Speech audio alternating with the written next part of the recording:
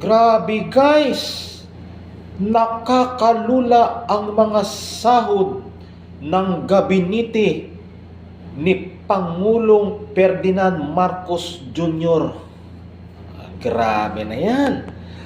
Ang nangunguna ay si D.O.J. Remulla. Pangalawa si Secretary Lagdamio. Grabe. Tapos yung nasa mababa, ang sahod ay si Sara Duterte na 558,000 lang. Tapos si Cho, 448,000 ata yun. Grabe naman sila. Kaya ganun pala kakapito ko ang mga ito sa ating Pangulong Marcos. Grabe. Pero, pagdating sa mahirap, sa sahod na kapiranggot na 150, oh my God, hindi pa nila mapasa-pasa. Pero yung mga sahod nila, grabe. Grabe talaga guys. Ganun na lang ang pagtingin nila sa mahirap na kunti lang yung itinaas.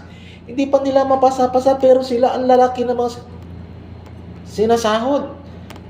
Grabe talaga. Ito ang balita. Pakinggan nyo.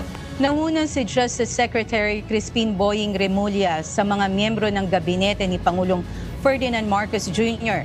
na may pinakamalaking sweldo noong nakaraang taon.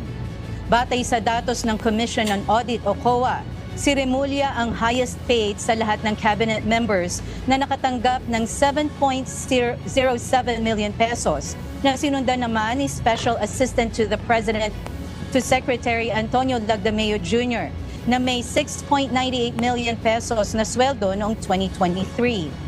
558,000 pesos naman ang tinanggap ni Vice President at Education Secretary Sara Duterte na sweldo at allowance na pangalawa sa pinakamababa, habang si Agriculture Secretary Francisco Chu Laurel naman ang lowest paid na may 418,000 pesos na sweldong natanggap. Tama talaga yung sinabi ni First Lady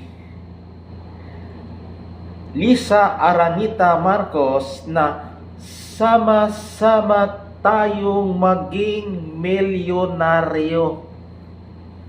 Grabe talaga. Grabe.